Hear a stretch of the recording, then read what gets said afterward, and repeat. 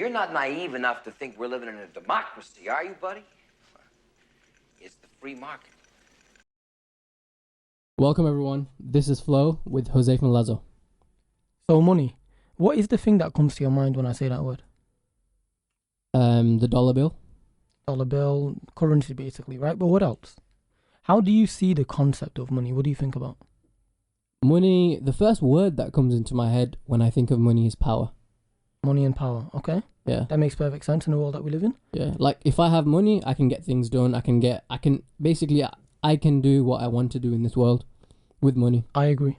Very few restrictions, I believe. Right? Yeah. But what else? I can... These are now like your secondary thoughts. You've told me what you initially think about when you think about money. What about necessity? I mean, money buys necessity, but it money buys more buys than... necessity, or money is the necessity? Because you can't distinguish, in the day and age that we live in, you can't really distinguish money out of anything. But I don't think money per se is necessity, but money buys necessity. Because I can't eat money, it's primarily useless. Like, you can't... But you also can't take it out of anything that you're doing. So what do you think would happen if we got rid of currency overnight? Which is never going to happen, but... It's exactly what would happen when, during World War II, when Germany had to pay back reparations and it printed off loads of money, and money lost its value. Then people started bartering and giving goods for goods. Basically, that's what would happen. So, do you think once upon a time that's actually how it started? Of course. Now, for example, the man who had a herd of cows, and then went to the guy who had some meat, and they traded and probably worked together in much more. Closer confinement, so if that makes sense. Exactly. It was like, for example, if I had a farm of apples, then I would give you those apples for example, if you made shoes. But then the issue arose where, for example, I want the shoes that you produce, but you don't like apples. So then you meet you have a middle line, a middle ground, which is money. Okay, so I've got this thing now. It's equated against the value of whatever, the value of today, whether it's the currency or the value of the pound or the value of gold as it used to be for a while. It still is in some countries. And then you're like, okay, so we have this. It's good for everything. And it kind of like gets rid of problems, right? Yeah. Because you don't have to want my shoes anymore. Yeah. And money, there doesn't have to be a trade. By definition, like the definition of money is that it's a current medium of exchange in the form of coins, banknotes, collectively, and even electronic currency. But it's basically just a medium itself. It's nothing. It's useless. It's valueless. But because we all believe in it, it's real. 100% agree with that. Okay. So, again, let's go back to history, though. This time, elaborate. Yeah. So, basically, back in the day, when it was hunter-gatherer society, right? Right. You produced value. So, you went out, you killed, you got meat. Everyone had their own specific jobs. Exactly. You had your own role in that hunter-gatherer society, which wasn't big, like the max. Small colony almost, right? It was like 10, 20 people, because they were very tribal, like still we're pretty tribal now, but the thing is they were working 10, 20 people, okay. Yeah, so there weren't many of them, like, until farms began and we started, domesticating wheat and maize and rice, and where we started farming and stuff. Before we became farmers, communities were 10, 20, 30 people, max. Okay. Do you think immediate family members? Yeah. Right. That would be your little tribe, your little clan. And at this point, no money. Just goods. No, just living off what you produce. Exactly. A very natural way of life, I suppose. I wonder if there was even much transaction during that period. The first transaction, though, would have been something like gold, right? Because before we had coins or cash. Lazo, it was more of like, when you go back to that family or that little small tribe right before, when, right at the start of humanity, right? Okay. It was more of like, for example, if I gave you meat, you now owe me a favor. It wasn't even like I'm asking you for something. Like, you owe me one now, like to save my life or something. Like, do you get what I mean? Right. Or if the mother is breastfeeding your child, like, it would be like, I owe you something now. Like, do you get what I mean? Okay. That makes... Yeah, it makes a lot of sense. Especially when you really have nothing else to give. Actually, back in the day, so from your point, let's fast forward a few thousand years. Yeah. It would almost be to a point where if you had a company you were completely liable for it. So if you were making goods and your goods were milk, for example, but your milk was going bad very quickly, so you now have to pay the person back. But if you couldn't pay him back, you were completely liable. Whereas now we've separated the whole concept of business and people, or the owner of it, completely. So if your company goes bust, you don't go bust.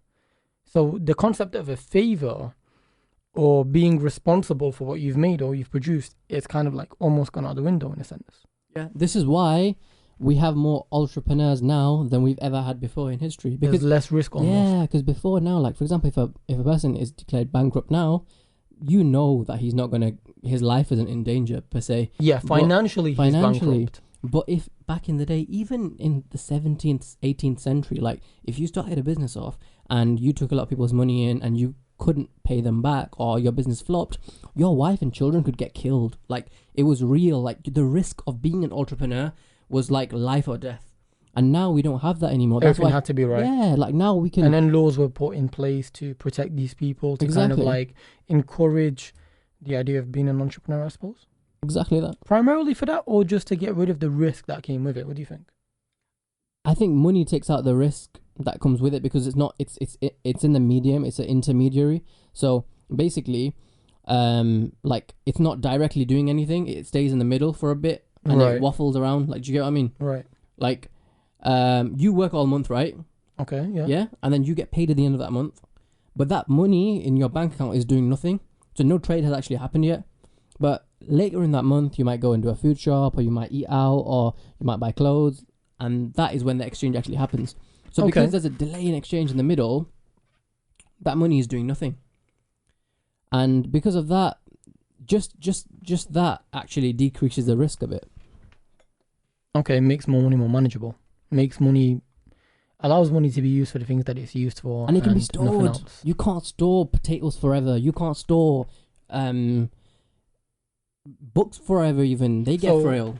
Like it's enhanced our life, the whole concept of we can save now. We can save, we can use, we can trade with anyone. We can allocate for a later time. Exactly. Basically. Like you can buy anything you want now with your money. If you were a onion farmer, not everyone wants onions. And what are you going to trade? How are you going to trade a Mac for an onion? It wouldn't work in our world. Sorry, 100% a little mic issue. What do you think of today's world then? Just leading off your final sentence. Today's world. We now live in a very capitalist society. Yeah. I mean, it's starting to trend in the West towards a socialist society, but we're not quite there yet. And maybe we have adopted there are some things you could consider socialist about our society, but primarily speaking, a very capitalist, money-driven, profit-driven, like the word capitalism, right? It's all about generating capital altogether. So give me your opinion on that. Yeah. So capitalism definitely started off in Europe. It started off with the Christians in Rome. So basically, early Christians believed that it was bad to earn money, and they believed in Jesus' way. Like Jesus hated, like in the Bible, Jesus supported, or actually not supported, well, yes, supported, but also there is a verse in the Bible that says like yea to the poor and woe to the rich. Yeah. So like literally there's a story where Jesus comes into the marketplace and he's like, these people who are merchants and selling stuff, he actually condemns them and condones their practices and says, in the house of God you shouldn't be selling and trading and stuff like that. So the early Christians really they lived a life of necessity, and they didn't really want to earn lots and lots of money and stuff. But then later on, and I don't actually remember the names of these people, but they came around the Roman era. And they had a different outlook on Christianity. They said you should earn money as much as you can for the betterment of people, but spend that money back into business. So do you get me? Like back all the into profits, business. Yeah. So all the profits you get, use what you need and put it back, reinvest it, basically. Capitalism. Yes, exactly. It's about making more and more profit and increasing our odds. But then capitalism changed, obviously, and throughout Europe, and Industrial Revolution, I think, was the main step in this, which started off here in Manchester, where it really went towards mass goods, with the textile companies and the revolution where we had electricity now and we could transport things faster and we had machinery and we could make loads and loads of produce really, really cheap because children were working and women were working and men were working. The whole population was producing products that could go around the world now, and we were making money more than ever. And trading for our canals. Exactly. Taking our cotton out of Manchester, so on and so forth. Right, okay, so we have painted this picture of capitalism, kind of where it started.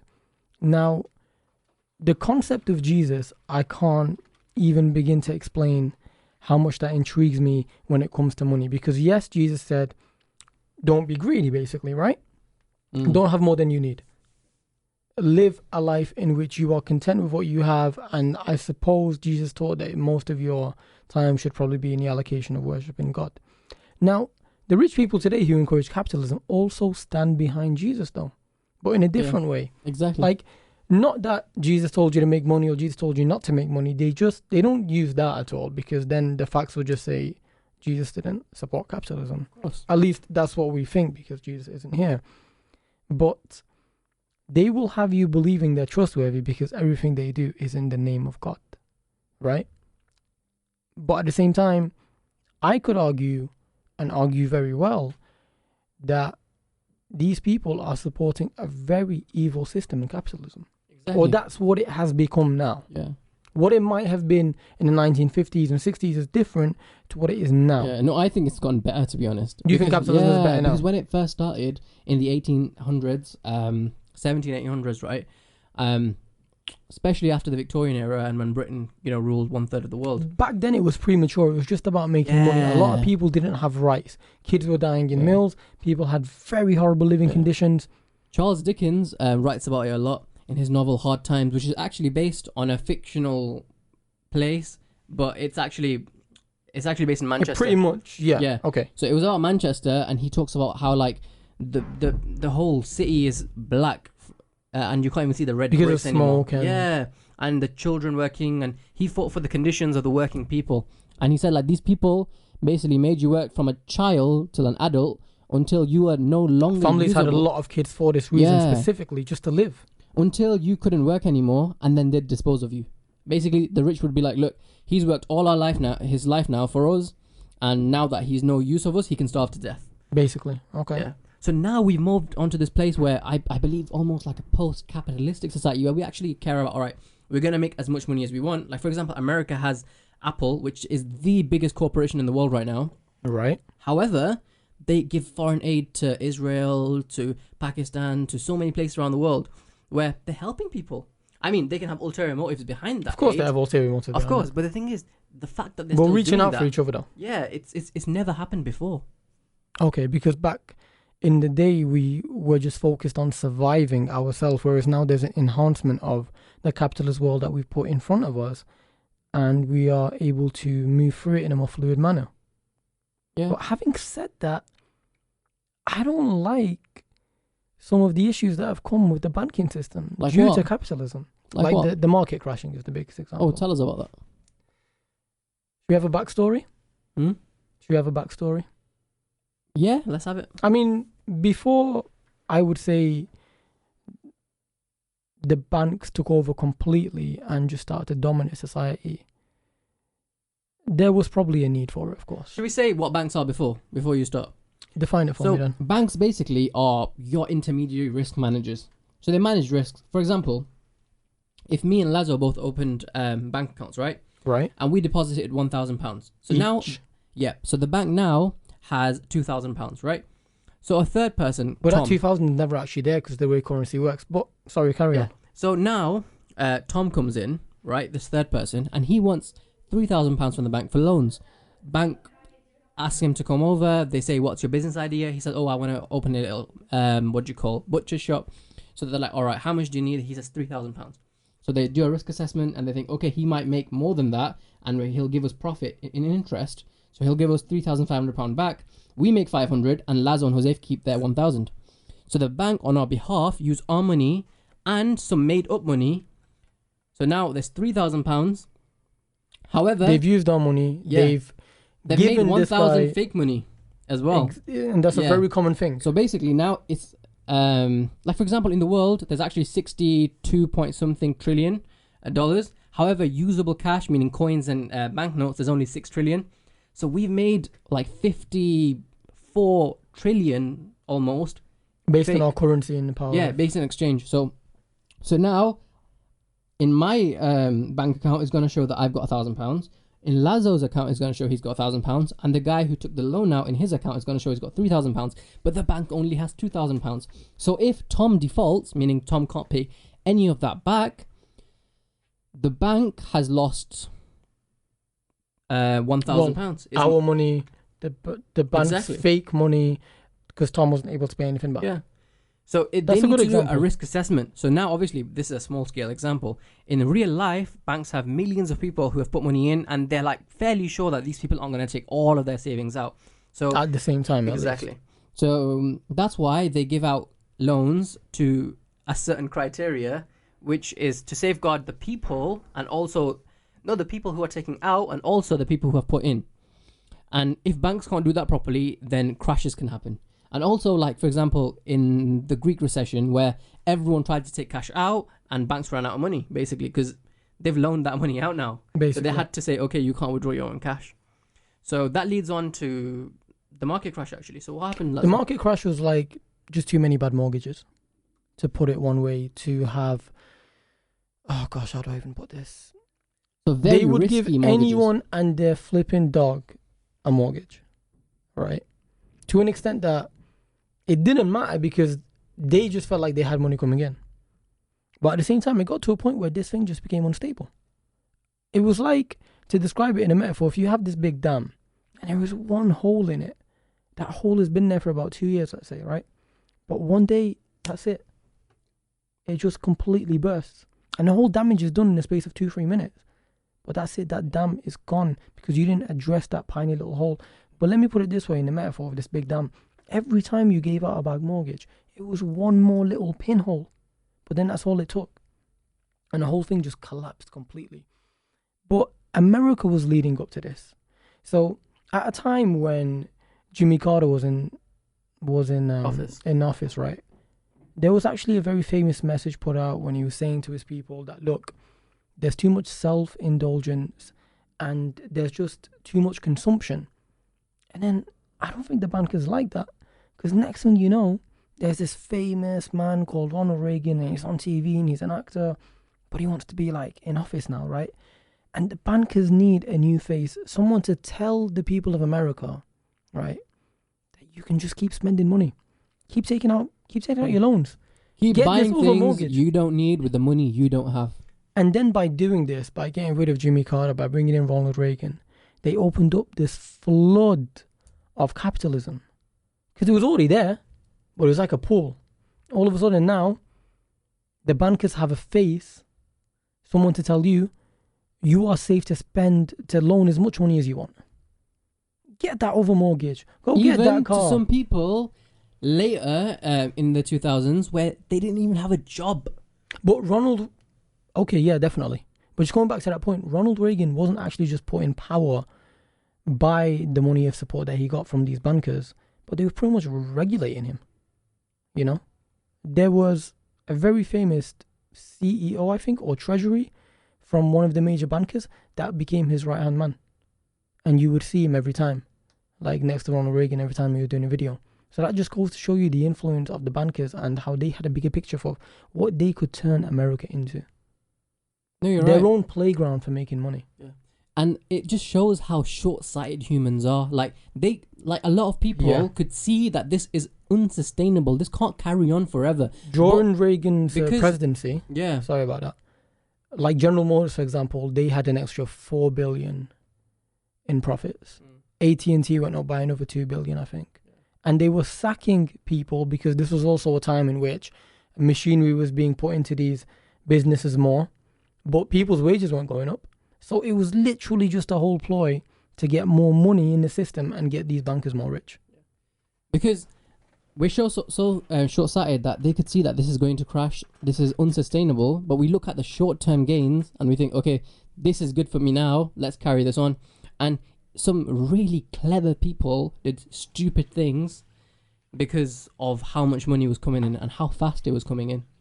Basically, yeah. Everyone believed, collectively, everyone started believing that this mortgage-backed security could not fail. Like, this is, and Or maybe no one cared because they'd seen it happen for so long, right? yeah, they knew, and some people actually say they knew that the government would bail them out at the end when it did crash.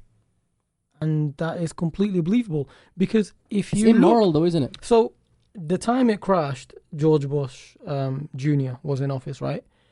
And the amount of people from, for example, that were previously executives in banks such as Goldman Sachs that were in the Treasury office, that were in the cabinet, right? Yeah. It's actually ridiculous. So yeah, is it a conspiracy that maybe they knew they were getting bailed out? Maybe not, because the amount of people that they employed, Yeah. it could have been a whole plan just to begin with. And so many bankers, like for example, Goldman Sachs did so much dodgy and illegal stuff basically. Yeah. And only one man was arrested, and it was for like some irrelevant reason as well. One man out of potentially how much do you think? Everyone, right? About 1 million people. All these people were just out here stealing the money of the working class, the middle class, American people, and no one could do Even anything after about the it. crash, by the way, they were well off. They were better off before the crash. Let me put it this way, right? Let me put it this way. I've got some notes here. Okay, so initially, when they asked for the bailout, Congress actually said no. Well, guess what they did? What? Backdoor, get some Democrats involved, and he said yes. They re-voted. The people literally came out in arms and said, we don't want to pay, because the bankers were asking for about 700 billion for the bailout. And people are saying no, and Congress said no. But then next thing you know, 2-3 days later, because I think the matter was getting worse, right? Yeah. 2-3 days later, George Bush pushed for it again. The people from Goldman Sachs pushed for it again. They had another vote. I literally have it written here. 263 votes for yay, 171 for nay. That's how yay and nay is how they vote in Congress. But they just casually overturned it. Now, you just had a Democratic vote, and the people in millions are saying, we don't want to bail out these banks. It's not our fault. Overturned. Like it was nothing. And the bank doesn't have to pay any money back to the Federal Reserve. Elizabeth Warren, by the way, Yeah. who's kind of like running for presidency now, or trying to get She's very elected. left. Well, I don't know how left she was like 6 years ago or when this mess happened to begin with, because she was getting interviewed and she was one of the people that actually voted yes to allow these bankers to have the money. She was asked, where is this money going? Like this 700 billion you just handed over roughly. I think they asked for 700 billion. It was rejected. They asked for something else. The point is they got their money at the end. And a few days later, people within these banking offices were getting checks of like $1 million. They were getting like, not raises, but like bonuses.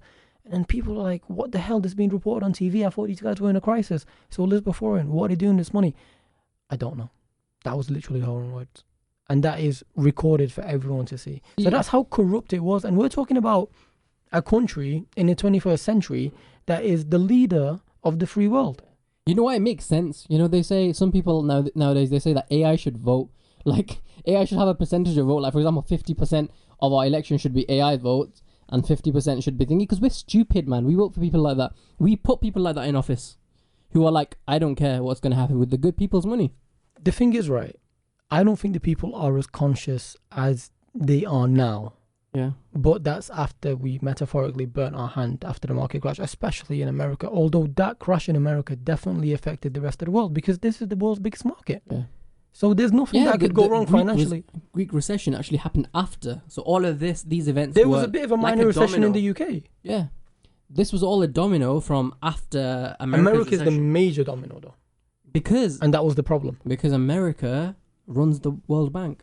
Basically. Which is not actually a real bank. Like, there's no real building called the World Bank, but it's an institution which America is the biggest major player in. Wall Street is in New York. New York is the biggest financial market in the world. So you can clearly see why America would be so important. So if that chip falls, the rest of the world isn't doing so well. But going back to that vote that they had it 8 weeks before the election. And everyone on the media, everyone and their mom was screaming, recession, recession, recession. It was the biggest single point drop ever. And 8 weeks before the actual election, I think they use that to put fear into the people of Congress and to the people just in general, to say that the bankers need our money. But going back to that point that we made, earlier when we said that entrepreneurs are being encouraged to be an entrepreneur because they're not liable for their things anymore, that is literally what the bankers are like. These people whose net worths, some of these chairmen were like 700 million, 500 million, that's how much they were worth personally. They didn't put a penny in. I get it. Yeah. In comparison to like 700 billion, 700 million is minute to earn money. And that's the thing, like, this is why our imaging of banking has changed since 2008. Because before 2008, banking was seen as a security. Like, you'd put your savings in there, they were the ones who were risk managing for us on our behalf. See, we say that now, but people, and they did the most risky deals. People still put their money into banks now. Of course, because the thing is, we can't right now. That's not. If it was up to the good people, they would not put their money in the bank. Okay, but let me tell you something. It's because we can't survive without banks right now. Like, without a banking card or electronic currency, right? Can you work? How are you going to get paid? Like, for example, NHS doesn't pay in envelopes. Well, they could do. Why couldn't they? They just don't. But they've made it illegal. If you're driving down in your car right now and you have 30,000 and you get pulled over for some reason, that 30,000 is in question. That's the thing. It's because of legislation. Legislation helps banks. Legislation is indirectly put in by banks. You could say that as well. I have to say that because you can't just casually have your money lying around in cash. They know exactly how much money you have. They know exactly how much is flowing out your pocket. Yeah. Everything is traced now. You can't hide. What do you think about that though? I feel it's sad because look at this, right? The rich are getting richer. Banks are getting bigger. It's been like that for a very long time. Monopolies are getting larger. So whoever wants to start off with a small business or who wants to have more financial control over their own income, it's becoming more and more difficult, I think. And with time, there won't be a single penny which will not be accounted for. Which is kind of scary, to be honest. It's kind of scary. Like, they're going to start using your fingerprints even, like, as a way of documenting cash. I actually remember, just speaking of fingerprints, I was in high school and when we had our lunch, we would pay with our you wouldn't pay with your fingerprint, but you'd put money in, you'd top up, and you'd be recognized by your fingerprint. It's a bit... I get that taking cash out of circulation might make things easier. I mean, there won't be any illegal currency and stuff, but the thing is, look, if the government wants to tax you 50%, right, then the government will tax you 50%, and there's nothing you can do about it. Do you get what I mean? And if there's a new tax, like for example in Pakistan and other countries, we would say that there is. Voting. Yeah, but the thing is, how much of that do you think is real? If they said in an emergency situation where like 50% of your savings are going now to the government as tax. Just over a year ago, I was emergency taxed actually, because it was the summer of 2017. Yeah, I was working at Zara. I got emergency taxed, and I got that money back at the end of the next financial year, which was like April-ish. So you're right, actually. I got emergency tax, and there's nothing I could do about it. If you had that cash, if you had your income in cash and the government emergency tax you, then it'll be up to you when you want to pay it. Do you know what I mean? Because they can't just remove it from you. You could say you don't have it. Yeah. Basically. Potentially. Basically. Whereas if it's showing in your account, it can just be taken. Or if your employer is directly paying you into your account, they can take it. Yeah. Like, nothing is safe now. Like, you can't... Like, I'm not fear-mongering or anything, but I'm saying, like, it's basically, they know exactly how much you have. Your banks know exactly how much you're worth. And rather than, this is the stupid thing, rather than being able to assess your risk properly and being able to give you financial assets and loans credible to how much you're worth and stuff, they don't, they do risky assessments. They're giving up to people who don't have jobs. And this is what leads to risks and crashes. And this, in the early 2000s in America, was everything that these people did. Yeah. Anyone can get a loan. Your dog could get a loan. And here's the thing, right? They actually convinced people who already owned their homes to buy more. How did you do that? Do you remember The Big Short? There was basically a stripper in The Big Short, and she owned five houses, is a movie, yacht, right? Based on a true story, yeah. On true story. And this stripper who works as a stripper, right, owned 5 houses, a bungalow, and a yacht. A stripper. And that's the thing. This is the thing. I mean, for anyone, let alone a stripper, that's a lot.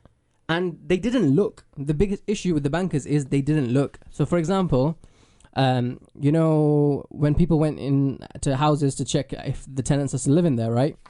They found that the people who had mortgaged the houses out weren't actually living in those houses, and they had given it to rent to other people, and the people who were renting it were paying their rent, but the people who were mortgaging it didn't pay their mortgage.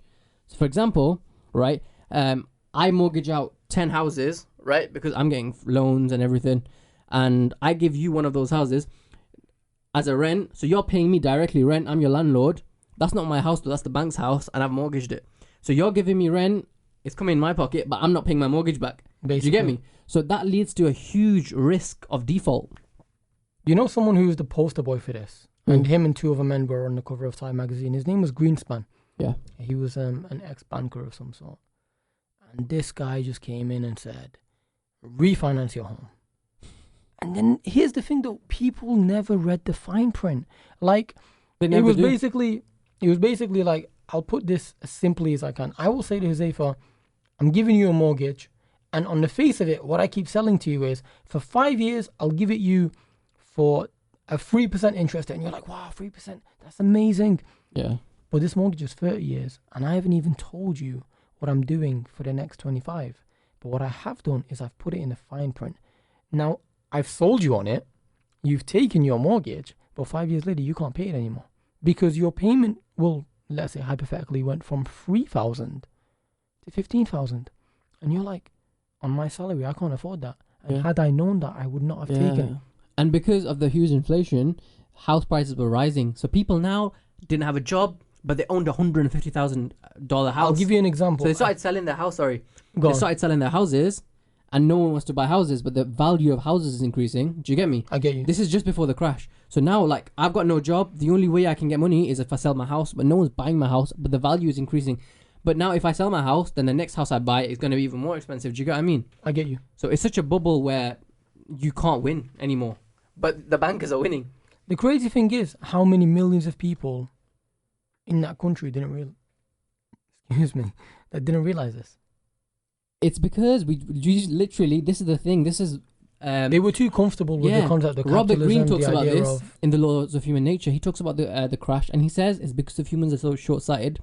We, again and again, this isn't the first time, by the way, a lot of recessions have happened, a lot of false, goods have been bought, charlatans have been able to sell us things for centuries like this. It's because when there's a short-term reward and it's really juicy and it's really nice and it's just there and it's easy cash, we fall into it time and time again. No matter if you're the CEO of Morgan Stanley or if you're just a banker in Barclays, do you get what I mean? Like these short-term rewards, you forget that, look, I'm getting this much money on this percentages of these houses here. How long is this sustainable for? Can I still get that money in 30 years' time? No. Of course you can't. No one asked themselves. I'll give you an example of how evil these banks actually were. They would take your home after you're unable to pay it. And then do you know what they would do? What? I don't know if you're going to believe this. Let's say your house is foreclosed and you're being kicked out. Do you know what the bank would do? It would offer you one final job. What? To clean out that house. To get rid of everything. For $1,000. So you just lived there for, 20 years. You're broke. They've taken everything from you. You're probably living in the back of your van, car, whatever.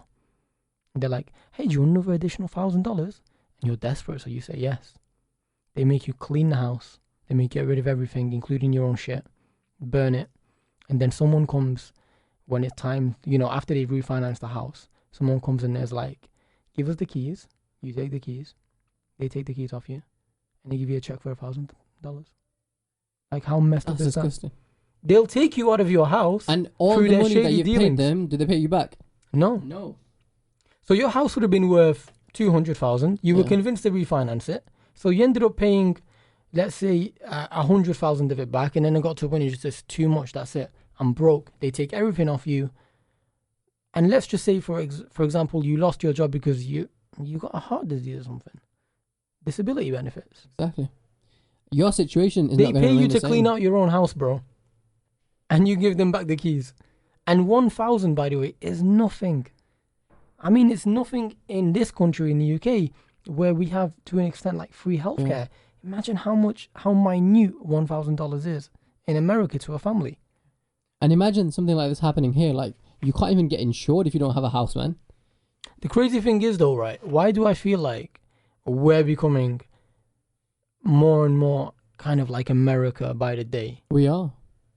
Our consumption levels will probably never match theirs, but bear in mind, America has hundreds of millions of people. This is a massive place, okay? But let's look at our NHS, for example. Everyone's scared that it's going to go privatized. Well, America's is privatized. Exactly. And they're saying that post-Brexit, the companies we'll be dealing with will be primarily those in America. So I'm not saying we're going to have another recession. I don't think if we did, it'd be very foolish if we had another recession based on flipping mortgages. So I don't think that's going to happen. But it does feel like that people are getting paid less, or the worth of their money is less. So actually, there have been some wage increases in the last 5-6 years in the UK, right? Very small, minute. But you know what makes it even more minute? Living standards have gone up. They have. So what's the point? If it costs me £500 to live in my house every month, and I get 1,000 from my employer, but then I get a raise, and they're saying you can now have 1,200 by law. But then, by law, things are also going up again. So my cost is 700. So just because you're giving me 1,200 and now it's 700, there's this fallacy that I'm getting paid more, but it's not true. I'm still making that 500. Do you know what I'm trying to say to you? Yeah. This is a very common thing within the UK right now. And a lot of companies have adopted this strategy as well of getting a few employees, paying them more. So for example, making them a manager, making them work harder, but that person is now doing, I don't know, the workload of like 5 other people. No, I definitely feel in the last 10, 15 years, living standards in the UK have decreased rather than increased. They've definitely decreased, yeah. Like More people below the now, poverty line. This is the first time where the younger generation will earn less and have less resources and assets than their previous generation. Like it's harder for our generation to have houses and a lifestyle that even our parents had. Basically, yeah. Yeah, 100%. Because our parents came out of university, for example, and they could get a job. Yeah. And, by the time, when our parents were at university, some universities were free. And even before that, you got paid to go to university. I was just going to say that my teacher was telling me in sociology in A-level, she was like, I got paid to go to uni. Yeah. And then she came out, she got a job, everything settled. Whereas now, firstly, you're in debt. You start life with debt, man. You start off your adult life with debt. Which is manageable if I'm just going to be fair here in comparison to like America. Right? Student finance is actually in a way very fair. It doesn't take any money unless you're earning all that type of stuff and yada yada yada. It doesn't matter. But the point is, it's the lack of availability right now. What worries me isn't my debt as much as will I actually get a job. And okay, yeah, look, I have. Which is fair, to be honest. I have got a job. That's great, but you think about it and you're like, what about a generation after me? Is it going to get worse for them? Actually, what about everyone who didn't graduate with me on my particular course and someone who just went to uni for the sake of it? I know this is off topic, but this almost makes me think like, the person who carries the water, the one who cleans our floors, like their whole life they spend doing that, right? Like they're doing the harder work, cleaning toilets, for example, or operating machinery, for example. Okay. And they're getting paid the least in our society. And they're not only, for example, are they getting lower pay, they're having disc problems, back problems, whereas the office guy, the guy who sits and earns millions of pounds, hardly uses his brain a bit. If he does need to do a source, he outsources it and gets someone else to do it. He's getting paid millions. Is that fair? Because I'll tell you what that is. I'll explain it to you. Whether or not it's fair, whether or not I agree with it, that's a completely different topic. Though. The market is determined upon money and skill. So the answer to your question would be, and this ain't directly my opinion, you get paid for the level of skill that you can put out. So a cleaner, for example, a very tiring job, of course. Manual labor. How hard is it to get someone to do manual labor? Anyone can learn how to do manual labor. Exactly, and that's the problem.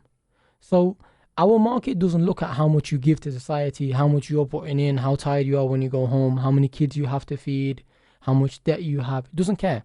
What is your skill?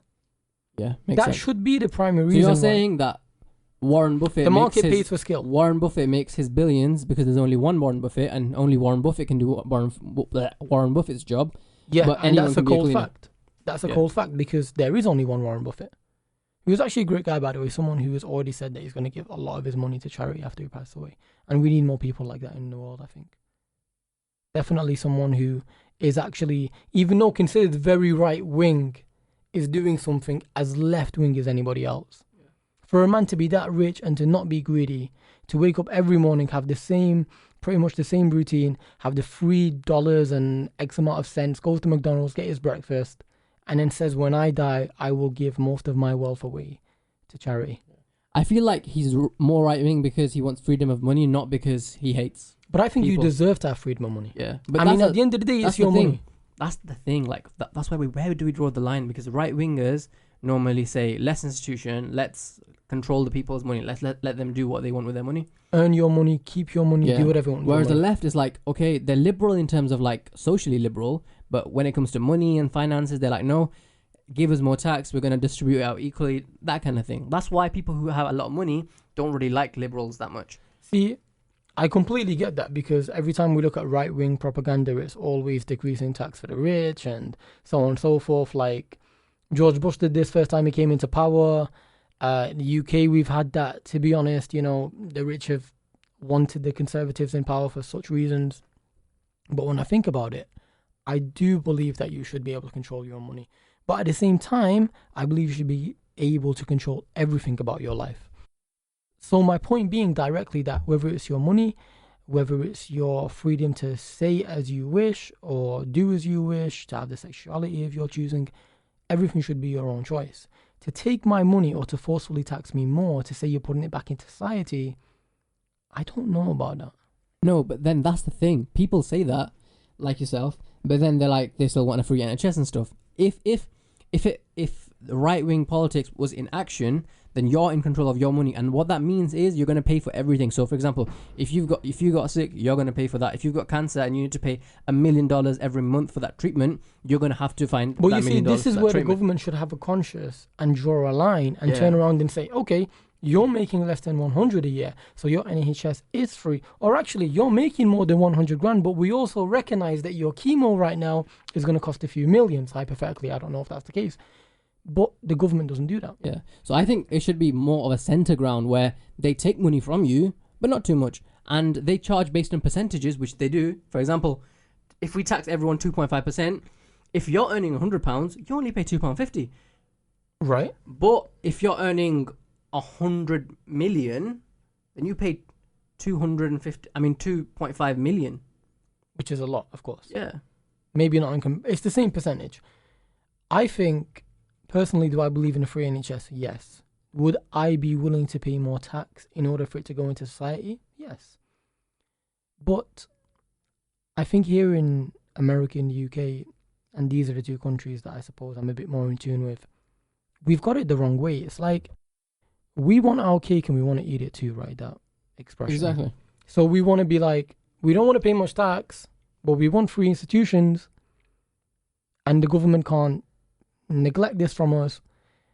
But the countries that seem to have this a bit more right than us are the Scandinavian ones, for example, like Sweden and Switzerland. They have a much higher tax rate and they have a much higher privatized industry, but it's what they do with that money. So for example, in Sweden, you choose whether or not your child goes to private or public school with the money that the government gives you every year. There, it's amazing. Like, everything's free, man. Like, literally for them, like, they have so many benefits but there. People want that here, but then they don't want to pay more tax, like you said. They've got free education, university level as well. You can become a doctor for free. Do you get me? And not only that, the quality is really good. I think even... You know, you could get a ferry from Sweden to Denmark all the way until I think it was like 21 when I was there for free because the government... Yeah.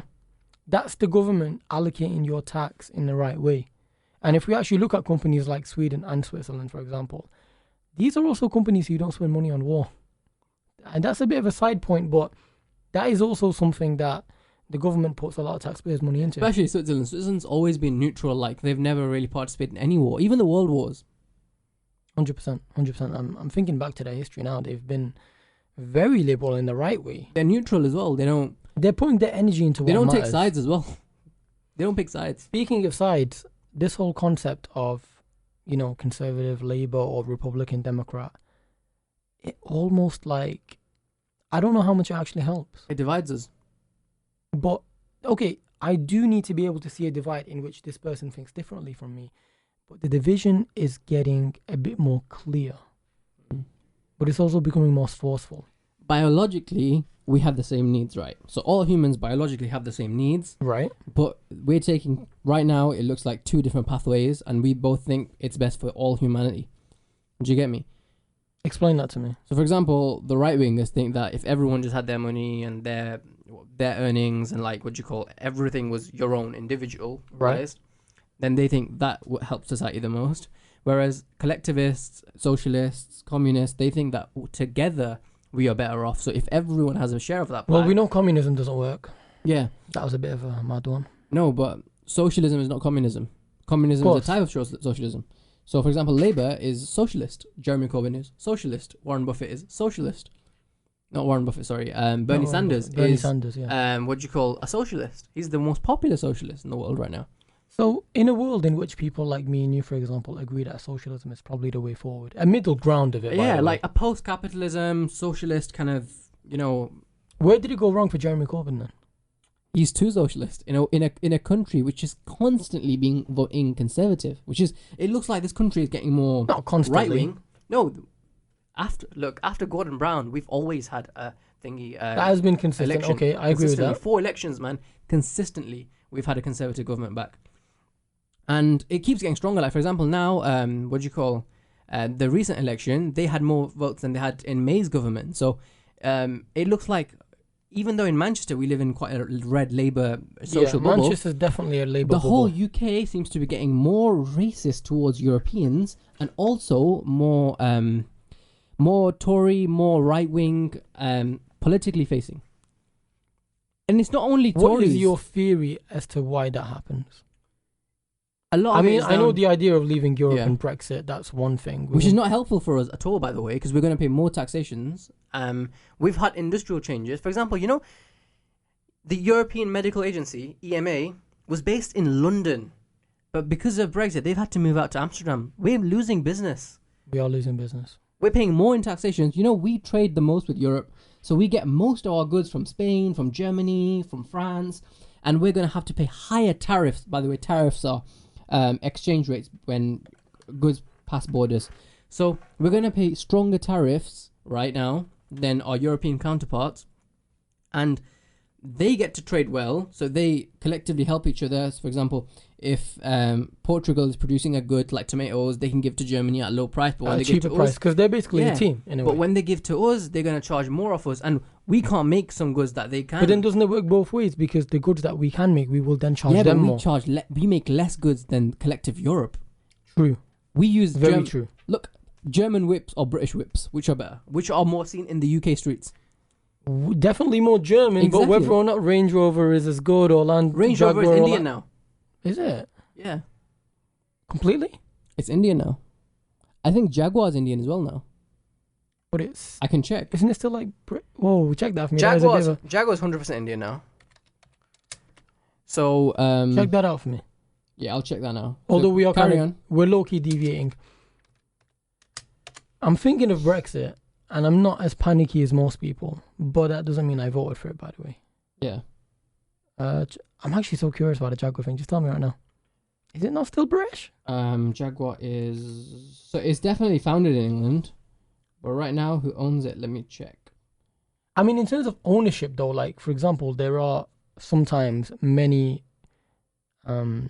cars under one company. Like Volkswagen owns a lot of different car brands. Anyways, going back to our point about the UK becoming more right wing. Yeah. I do think that post Brexit we will get some good trades done, but there will be a rocky patch. 100%. Do I think that the government in the UK did the right thing? I can't say. I didn't want it to happen, but I can't say. I'm not going to sit here and say there was no good reason for Brexit, because that would make me a bit ignorant to turn around and say, well, the majority of people in the UK are stupid. Like you said, Manchester is a bit of a Labour bubble. And I am one of those people in that bubble, but I can't turn around and just disrespect everybody else who voted for Conservative. Just because I don't agree with them, that doesn't make me any better than some random social justice warrior that wants to get angry at me for an opinion online. No, sorry. Basically, Jaguar and Land Rover were both bought by India's Tata Motors in 2008 till 2012, where it became British again. So, by the way, America and the UK are going more towards socialism. But countries like India and China, and the way they move their money around, how do you think that affects us? Because they're not socialist. No, India economically is right-wing, 100%. So the way they run their money and stuff is 100% right-wing. And by the way, I think he's a right-wing leader, Narendra Modi. Okay. Yeah. But China is different. China is socialist and it's communist. It's the only surviving true communist nation. Is that a good thing, though? This is the thing. I think to actually judge, you might need to live there. But from what I know about communism altogether, I don't support the idea of it in any sense of the word. Yeah. So if I was a Chinese citizen, do I get free healthcare? Do I get benefits every month just for being Chinese? Like, what are my school fees like? What's poverty like? I'm not sure. Yeah. Because I definitely don't think it's crazy how little we actually know about China. Like, but it's even more crazy how little China know about us. Yeah. Because of the way, like, for example, they don't have what we have. The Great Firewall of China. Yeah, 100%. And they don't even have Facebook there. By the way, yeah, wow, a country that doesn't have Facebook. And how big would Facebook be if it was allowed into China? It would be huge, man. Yeah. It's already, if it was alone, it'd be the largest country, right? Yeah, definitely. I think everyone that you know has a Facebook profile. I must have multiple. I don't use them, but I still have them, so that is within its domain. So technically, this person has an account or 2 accounts, whatever it is, under a different domain, under a different email, and sometimes people have pages that they run and accounts that they run. Having said all of that, though, I'm just looking at capitalism as a whole, and I want you to give me just a bit more of a solid opinion on where you think we went with it, where you think it went wrong. Because there was a time, for example, the 1950s and 60s, countries like the UK, countries like America, people were thriving, man. Yeah. It wasn't that expensive to buy a house. But it was at a cost as well to a lot of people in the world, and there wasn't rights and stuff. But you could retire with all your pension money. Yeah. You could retire financially secure. Actually, you could have a family and just be secure. End of. I think the best way moving forward now is a capitalistic world, but 2 things should be kept well. Go on. The first thing is the production. So production should be fair. The pay should be good, even if it raises prices a bit. It should be fair, and they should be getting good amount of money from capitalism back, which doesn't happen right now. Like, people in China and Bangladesh, this, that, aren't receiving good amount of money. That's why your clothes are cheap today. Do you get what I mean? I get you. So a bit consumer level, the prices will rise a little bit, but fair play to the people producing. Secondly, demand. So we're buying right now things we don't need. Do you get me? We're holding on to things. That's not going to stop. That's the thing. If we can tweak these 2 a little bit, not only will it help the environment, not only will it solve future problems, not only will it help ourselves, but if we control our spending in terms of buying slightly more necessitous goods rather than goods which we don't need whatsoever, right? If we could do that and help production, if demand and production could converge like that, right? In that kind of world, we wouldn't need to be crying over save the turtles, because they would save themselves. I don't think that works. That's the thing. Definitely don't think, in any sense of the word, we're going to start being more fair to the people who make our clothes. That's the thing. I was talking in an ideal sense. Also, if I brought those factories into the UK, how many people do you think would make clothes for Zara here? No, the thing is, here they would get paid good. They'd get paid like £8.30 an hour. But the thing is, the production line, because they're producing, everyone's getting paid £8 something an hour. Your Zara t-shirt that used to cost £10 is going to cost £40 by the end of it. Yeah, and you're going to turn around and say why? So people are a bit too holier than thou, but not willing to give up certain commodities that they're used to. Exactly. But I feel like if they started being fair with the demand part, the production would, level out itself. Why? It's because if things get slightly more expensive, we're going to be more cautious of how we spend things. But the thing is, you can't really But change. then the people, the man who owns Zara, I forgot his name, the Spanish guy, He'll be making less money, obviously. and he won't want that. Yeah, but that's the thing. The model I gave you, that's an ideal model, which is fair to the world, to the people buying, purchasing, everyone. But the thing is, big corporations can't boost as fast. I need to ask you a question, Yeah. right? We know that a lot of these companies, they dodge tax. Of Amazon's course. a very good example of that. Apple But at the as same well. time, Amazon pays a lot better than many other companies. But by default, they can, without it hurting their pockets as much, Yeah, because Amazon is monopolizing in every field now. basically. Like they undercut. Amazon undercut you. Like for example, the nappies company, right? Which one? I'm not sure which company. It was Huggies or something. Okay. Basically, Amazon started selling nappies, but they were still like higher up. Do you get me? So what Amazon started doing is selling their nappies so cheap that no one would buy those. That's a nappies. very good business So move. they undercut it. So they were going. Amazon is willing to go through losses so that it cuts companies off. But it can do that. Yeah, but that's dangerous. That's what Apple is doing right now, That's for example, dangerous. with its streaming service. Yeah, for example, look, would you rather want to buy AirPods or any other wireless headphones? I personally want AirPods. Everyone wants AirPods. But they're worth AirPods it, though. is the gold standard, but that's the thing. It's one product. It's feeding one company. It's feeding one mouth at the end of the day. And that's what we're doing to our world. We're monopolizing. Why is that a problem? It's a problem because in the future, if this carries on, in the future there'll be Apple, there'll be Amazon, and there'll be a couple companies, and everything is going back to them. Like, for example, But that is capitalism. It's free enterprise, right? it's free enterprise, but that's the thing. That's what we discussed was the issue with capitalism. Like, if we let it rain out of control, this is what will happen. A few companies, and the thing is, these companies will become so big that they will control politics.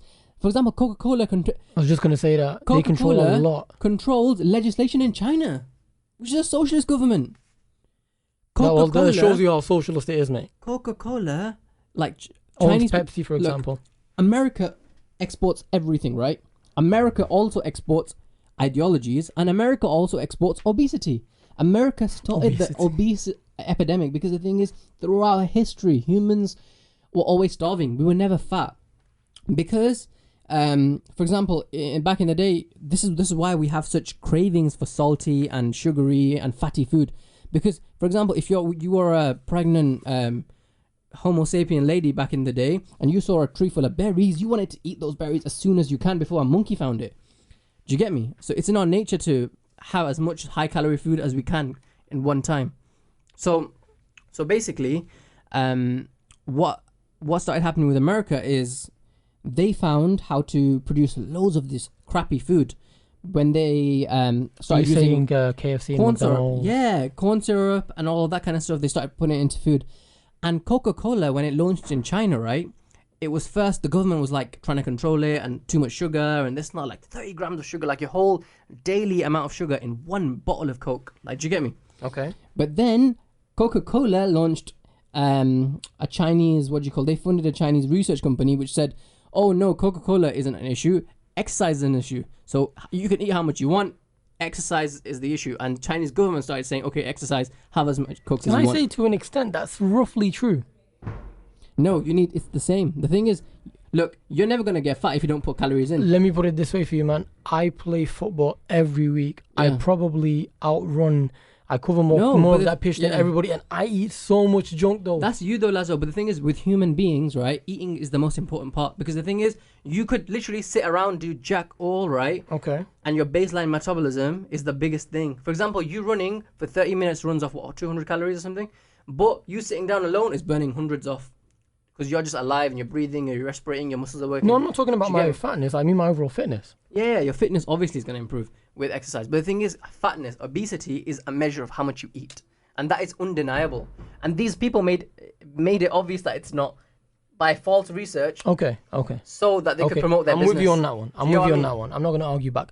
But I will argue about one thing. Yeah. We talked about free enterprise and we said it's good and bad and it has its problems. And I get it, everything within what's that word I'm looking for?